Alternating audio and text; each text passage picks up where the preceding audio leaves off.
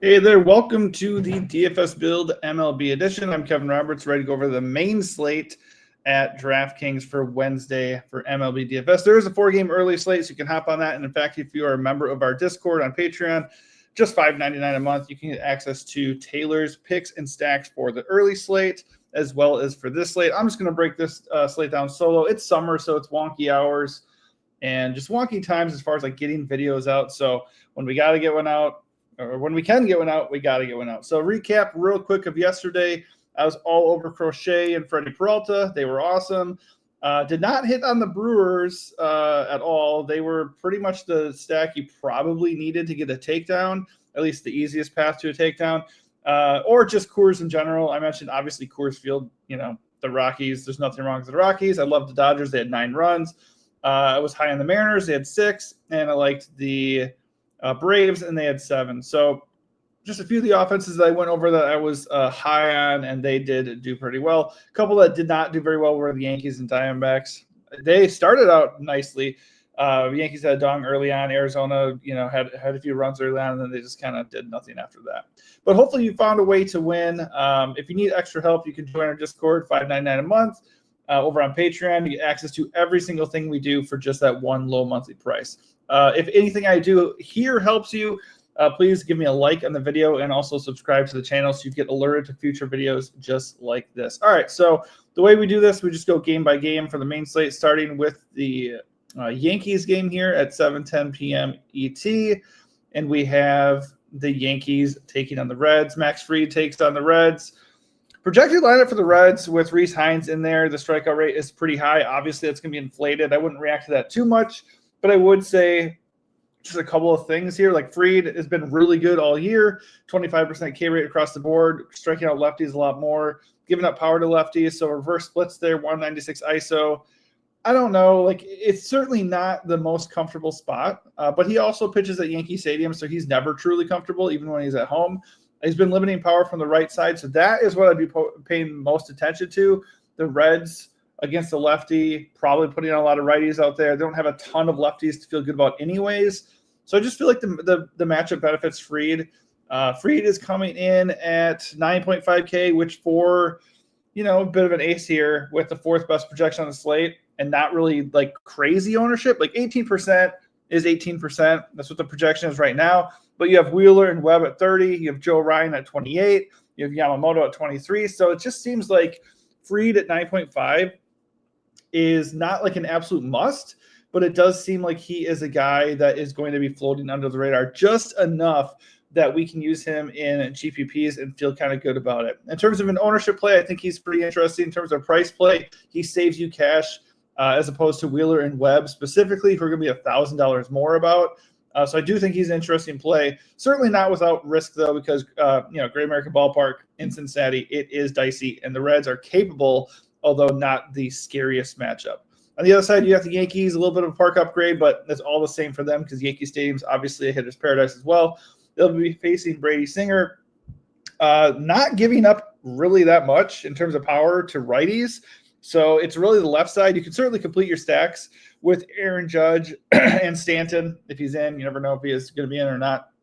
But, they have plenty of power from the left side. Rice, Bellinger, Grisham. So I don't mind the Yankees here. The Yankees are going to have a really healthy implied run total here at 5.68. I believe it's the second best of the entire main slate, only behind the Dodgers, which, they're in Coors, so duh.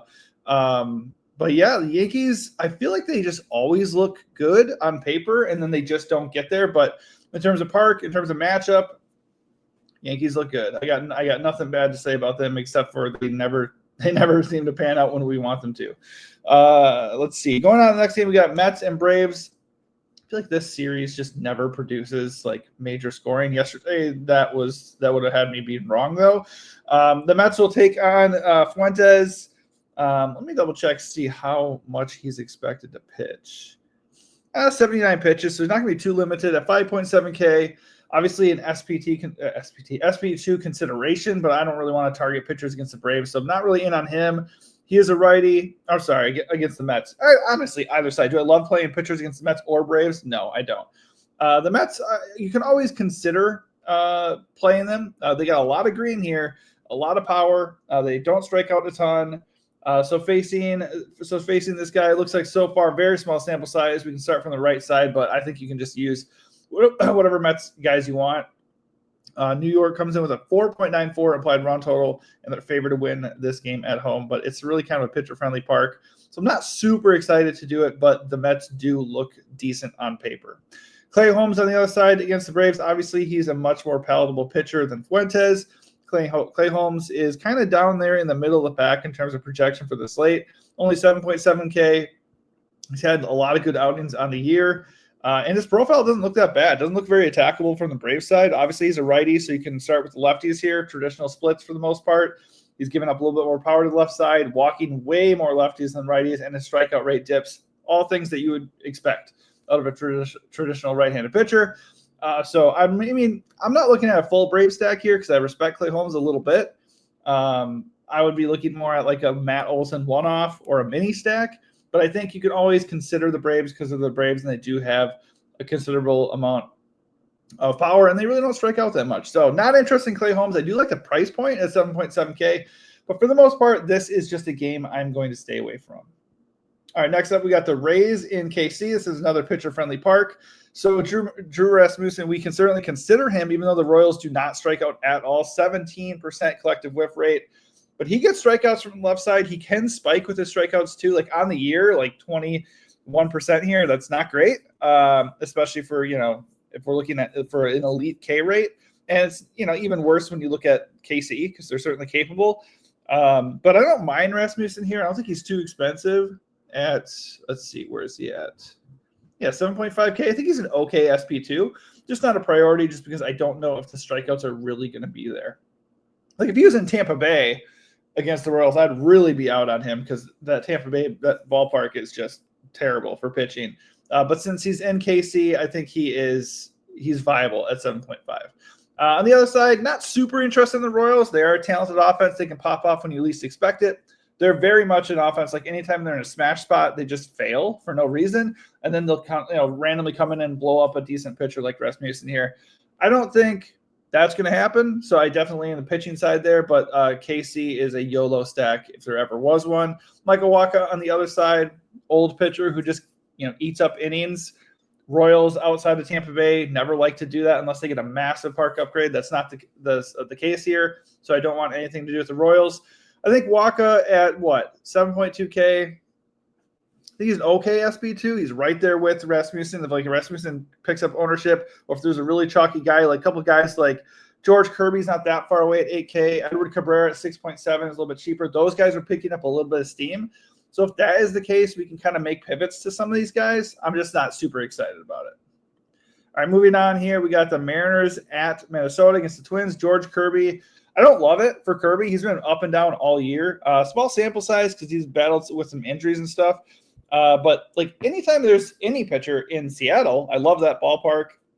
So I'm always going to consider that, especially, somebody like Kirby who is talented, but he's not been great, especially from the left side. 293 ISO, low 19.8% K rate. He's crushing righties. So just look at the Twins lineup. If they come out with way more righties than lefties for whatever reason, then sure, Kirby, it would be, he'd be in play for me at 8K. So I think in terms of price and projection, he comes in with like the sixth best projection at only 8K. I don't hate it. And the ownership at 13% is not yet out of control. So I think Kirby is in my pitcher pool, but I'm going to be very interested in the Twins from the left side, looking at his decreased K rate, his increased walk rate, his massive power issues against lefties. Because right now the projected Twins lineup is 1, 2, 3, 4 lefties. If they can get to 5 or 6 lefties in that lineup, I will be very interested in the Twins. And then if Kirby's ownership heats up, even more so. So very much a play both side situation because the Twins park is more hitter friendly than pitcher friendly. But the price point on Kirby, has me wanting to play both sides. Joe Ryan on the other side is going to be chalky, like 28%. He's going to be up there with Webb and Wheeler, just because good real life pitcher, massive K rate against righties. So this is another situation where it all comes down to what do the Mariners put out there. If they have a ton of lefties out there, they got some switch hitters. So like right now they have 1, 2, 3, 4, 5, 6 lefties. If we're getting 6 or 7 lefties out of Seattle, that is an interesting leverage stack. It's not in Seattle, which I would still be interested in them a little bit because Ryan's pulling 28% ownership. But the fact that they're not going to give him all righties, which he dominates righties, 35% K rate, just crazy. But just a really big drop off when facing lefties, and they have some decent lefties. Obviously, Cal Raleigh, the main one standing out as a switch hitter there. 373 ISO against right-handed pitching, disgusting stuff, man. So if we end up getting even 5 or 6 lefties from the Mariners, I think that's a really interesting leverage stack. Not like a focal point of the slate, like you have to go stack Mariners because Ryan is still a good option at 9K. But the Mariners are not the strikeout matchup that they used to be. Only 20% collective whiff rate here. Plenty of power with a collective 187 ISO. It just comes down to how many lefties they have out there and how bad is the matchup overall for Joe Ryan. In general, though, I don't know about you, but whenever I play Joe Ryan, it doesn't go well. Like, for some reason, he's just one of those pitchers that just never works out right for me. So I'm going to look for leverage a little bit. Plus, besides, I understand the $1,000 savings with Ryan, but I just feel a lot better about Wheeler and more specifically Logan Webb today. Moving on here, we got the Cubs and the Cardinals in St. Louis, pitcher-friendly park. I believe like everywhere is kind of humid today. Let me just double check the weather here. Oh, by the way, worth noting there is weather, and the worst weather is in that Seattle-Minnesota game. Just more reason to kind of shy away from Ryan a little bit. If that game is going to go into delay, even if the Mariners don't go off and you're not targeting them with the Mariners, it might make sense to go a little bit underweight on Ryan just in case he loses some innings or just in case that game gets postponed or whatever. Just something to keep an eye on. Okay, double checking the St. Louis game here. That one is in yellow at Rotor Grinders. So probably shouldn't be a big issue. Just want to check the wind. And the wind is blowing out 90 degrees, nice and humid. So that's a situation with a lot of these spots, as you'd imagine, with this massive heat wave going over the U.S. So not really that interested in Matthew Boyd. Good park. Cardinals aren't super scary. They do have almost a 22% collective whiff rate, so I think you can play Matthew Boyd. But given the weather, I don't feel great about that. 8.3K, I think he's okay. You can play him. I don't have a problem with it. And I don't really necessarily want to fire up the Cardinals as a full stack here. Not great against Southpaws. It's a 107 collective ISO. There are strikeouts there. I think just weather, just because of the weather, you can certainly entertain, firing up some offenses that maybe you wouldn't want to normally play. All right. So on the other side, I said this yesterday, even when the Cubs don't look like they're in a good spot, they're in a good spot. Good weather, bad park, good matchup. Eric Fetty, not a guy we're supposed to be afraid of, 15% collective whiff rate. Doesn't give up a ton of power, but the walks are decent for the offense, and he's not striking anybody out. That's all bad news against the Cubs, who already don't strike out that much. They already get a good amount of walks, and they have a lot of power. So I do like the Cubs side of this. I think, obviously, the pitching – there's a major discrepancy there between the two pitchers we have here, and you have the weather factor and just good matchup overall for Chicago. And Chicago comes in with a solid 4.76 implied run total. We got Coors here, we got the Yankees, we got a couple other spots people are looking at. So if people are going to overlook the Cubs because of the ballpark, I like the Cubs quite a bit. Philly, I thought was interesting for leverage yesterday. That didn't work out. It was Zach Wheeler against the Astros here. The numbers are great for Wheeler across the board. Obviously a little bit better against lefties, but he's been crushing everybody. He's had a couple of bad games on the year, but overall he's been very, very dominant. Strikeout rate for the Astros is not favorable for him, but I just definitely lean Wheeler here. We know the weather situation isn't going to be good everywhere we go, but this is a pretty good park for pitching. He gets a major park upgrade personally. And besides it not being a super inviting strikeout matchup, we have to kind of play what's on the slate. And right now, Wheeler looks really, really good on this slate. 10.3K is hefty, but he does have the best projection.